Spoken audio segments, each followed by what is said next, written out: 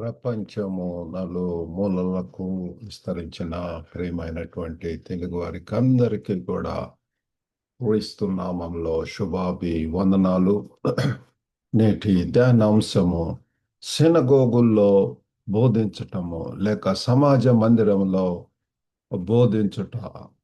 Preaching in the synagogues. మీ దగ్గర Bibles ఉన్నాయా? అపోస్తుల కార్యములు 13వ అధ్యాయము 14 నుంచి 16వ వచనం దాకా చదువుకుందామండి. The book of Acts chapter 13 verses 13 to 14. అప్పుడు వారు పెర్గే నుండి బయలుదేరి పిసిదియాలోనున్న అంతియోకుకు వచ్చి విశ్రాంతి దినమందు సమాజ మందిరంలోనికి వెళ్ళి కూర్చుండిరి. ధర్మశాస్త్రమును ప్రవక్తల లేఖనములను చదివిన తరువాత సమాజ మందిరపు అధికారులు, సహోదరులారా, ప్రజలకు మీరు ఏదైనా బోధ వాక్యము చెప్పవలనని ఉన్న ఎడల చెప్పుడని వారికి వర్తమానం చేసిరి. అప్పుడు పౌలు నిలువబడి చేసైగ చేసి ఇట్లా నేను. కాబట్టి ఇక్కడ మనం చూసినట్లయితే సమాజ మందిరములలో బోధించుట అంటే దేవుని సందేశాన్ని ప్రజల ఎదుట శాస్త్రులను గౌరవిస్తూ ప్రకటించటము. ఒక సమాజ మందిరంలో ఉన్నప్పుడు అనేక అయినటువంటి వివిధ తలంపులు కలిగినటువంటి వారు, బ్యాక్గ్రౌండ్స్, కల్చరల్ బ్యాక్గ్రౌండ్స్, అటువంటి వారందరూ కూడా ఉంటారు. మరి అంతేకాకుండా శాస్త్రులు కూడా మరి ఉంటున్నారు. వాళ్ళందరినీ కూడా గౌరవించవలసినటువంటి అవసరం ఉంటున్నది. హృదయాలను ప్రోత్సాహం కలిగించేటటువంటి, విశ్వాసము మేల్కొనటానికి, విశ్వాస పదములో జీవించటానికి అవసరమయ్యేటటువంటి ఆ శాస్త్ర వాక్యమే ఆధారము పిల్లారా. ఇక్కడ మరి సందర్భము, కాంటెక్స్ట్ మనం ఆలోచించినప్పుడు పౌలు మరియు బర్నబా వాళ్ళిద్దరు కూడా పిసిదియా ప్రాంతంలో యాంటియోకులో చేరుకోవటం అనేటటువంటిది మనం చూస్తున్నాం పిల్లారా. మిషనరీ జర్నీస్, పౌలు యొక్క మిషనరీ యాత్రలు, అందులో భాగంగా పిల్లల యొక్క మొదటి ఆ మిషనరీ జర్నీలో పిల్లల యాంటియోకులో మరి అక్కడ మరి సేవ చేయటము మనం చూస్తున్నాం. మరి విశ్రాంతి దినము, పరిశుద్ధ దినము, మరి ఆ యొక్క దినమందు అందరూ కూడా ఆ యొక్క సమాజ మందిరంలోనికి వాళ్ళు వెళ్తారు పిల్లలు. అది ఒక క్రమము, ఒక పద్ధతి. అక్కడ మరి వాళ్ళు లేఖనములు చదవటం. మరి 13, 14లో మరి అక్కడ మనం చదివినట్లయితే, మనం చదువుకున్నటువంటి రీతిగా మరి 15వ వచనంలో ధర్మశాస్త్రమును ప్రవక్తల లేఖనములను చదివిన తరువాత.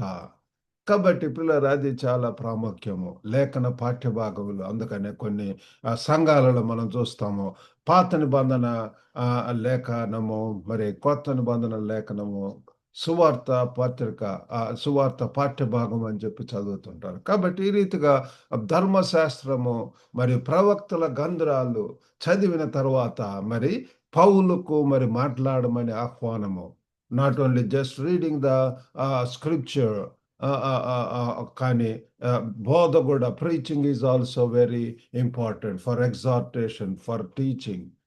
మరి వారిని ఆత్మీయంగా మరి ఎంకరేజ్ చేయటం కోసం, ఎంపవర్ చేయటం కోసం, ఎడిఫై చేయటం కోసం. కాబట్టి ఈ రీతిగా మరి పౌలుకు ఒక మంచి అవకాశం వచ్చింది, మీరు మాట్లాడండి. కాబట్టి we need to be ready in and out of seasons. పౌలు భక్తుడు ఎంతగా పిల్లలు ఆ సంఘంలో అడిగిన వెంటనే లెగిచి మరి మరి ఇదేదో గిమిక్స్ కానీ, ఏదో కల్పన కథలు కాదు, కానీ స్క్రిప్చర్ ఆధారిత సువార్త ప్రచారం చేయటం అనేటటువంటి మనం చూస్తున్నాం. మన యొక్క మరి బోధనలు ఏ రీతిగా ఉంటున్నాయి ఇప్పుడు? Is it scripture based? మరి అది ఇక్కడ మరి ఎంతగా పిల్లరా ఏదైనా బోధ వాక్యం చెప్పవాలని ఉన్న చెప్పుడని వారికి వర్తమానం చేసిరి. అప్పుడు పౌలు నిలవబడి మరి అక్కడ బోధించడం అనేటటువంటిది మనము గమనిస్తున్నాం పిల్లారా. మరి మరి 3 విషయములు మనము ధ్యానించిన వింటున్నాము. మొట్టమొదటిగా వాక్యముతో కూర్చోవటం, సిట్ విత్ స్క్రిప్చర్. ఇక్కడ చూసినట్లయితే ప్రియులారా, వాక్యం చెప్పుతున్నప్పుడు వారు అక్కడికి వచ్చి సమాధానం మందికి వెళ్ళి కూర్చుండ్రి అని చెప్పి మనం చూస్తున్నాం పిల్లారా. కాబట్టి ఇది చాలా ముఖ్యము. మరి అందరితో కలిసి సహవాసం చేయరు. ఎక్కడ 2, 3 నా నామమున చేరతారో ఉంటారు, అక్కడ నేను ఉంటానని చెప్పి ప్రభు వారు చెప్తున్నాడు. మరి మనం మాట్లాడే ముందు పిల్లరా వినటం అనేటటువంటిది చాలా అవసరం.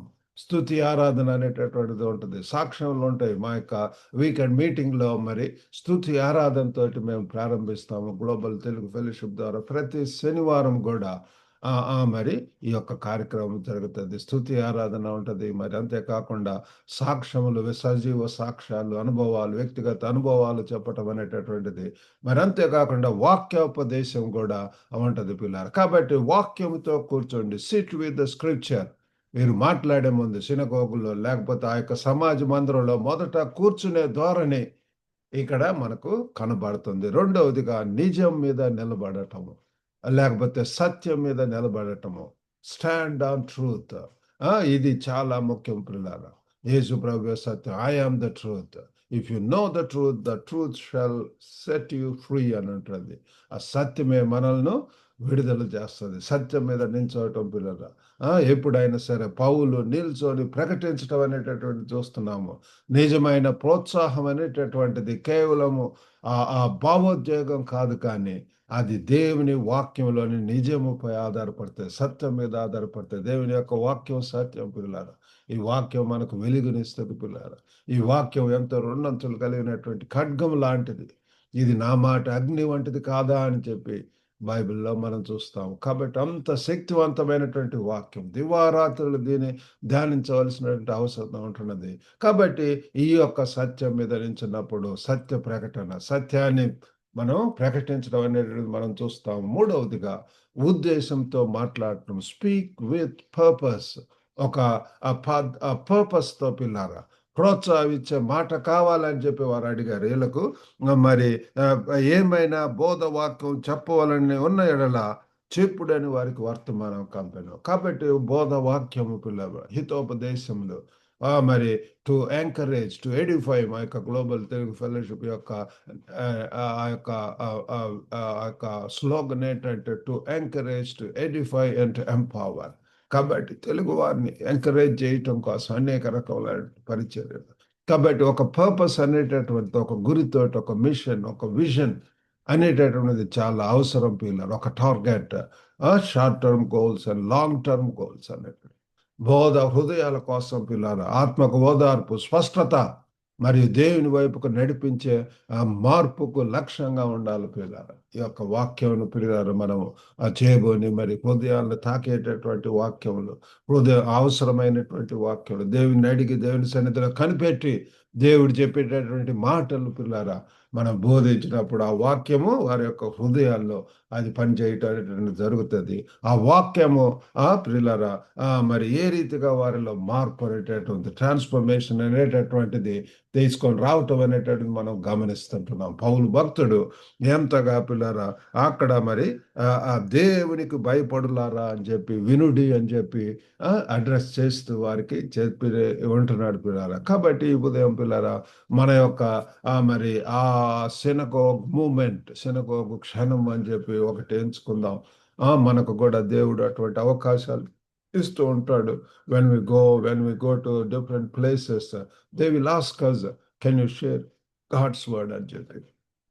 అటువంటి మంచి అవకాశాలను మనం సమాజంలో ఈరోజు జరిగే ఈ సంభాషణ పరిస్థితి, అందులో మరి మనము శాస్త్ర ఆధారిత ప్రోత్సాహం మనము ఇవ్వగలం. లేఖనముల ఆధారితంగా స్క్రిప్చర్ బేస్డ్ ప్రియులారా.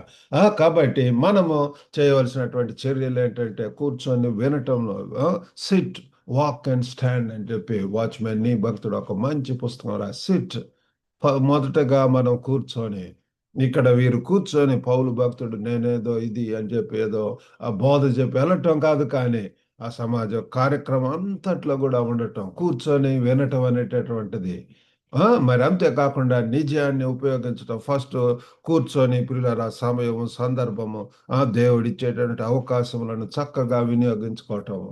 అంతేకాకుండా సత్యాన్ని పిల్లరా దేవుడు మనకు నేర్పించినటువంటి సత్యాలను ఏదైనా సరే పిల్లారా వాటిని ఇతరులతో అనుభవాలు మరి వాటిని మనము ఇతరులకు షేర్ చేసుకోవటం అనేటువంటిది చేయవలసినటువంటి అవసరం ఉంటున్నది. అంతేకాకుండా ప్రోత్సాహమే లక్ష్యంగా ఇతరులను ఎంకరేజ్ చేయటం కోసం మనము ఒక పర్పస్తో ఒక టాపిక్తో పిల్లారా మరి మాట్లాడవలసినటువంటి వారమే ఉంటున్నాము.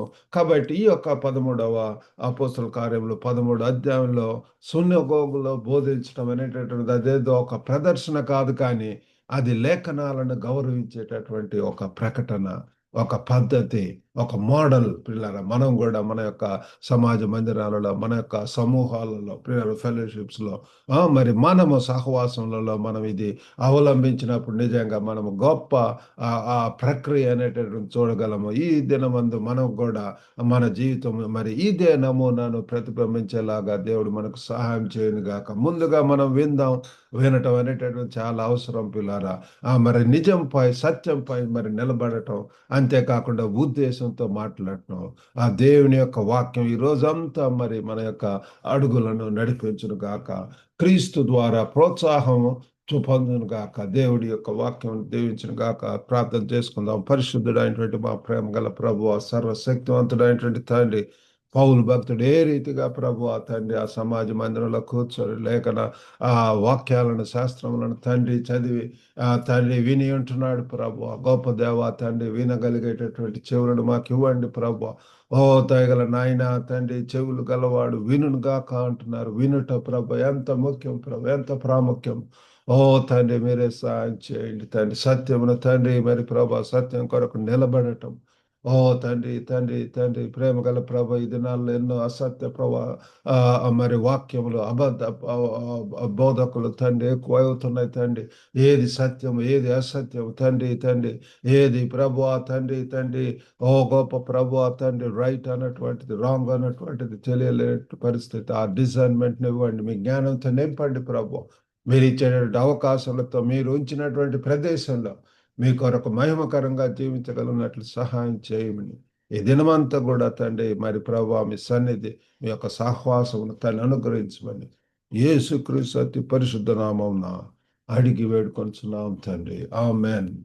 ప్రభునా మీకు అందరికి కూడా వందనాలండి. God bless you all. Have a good day.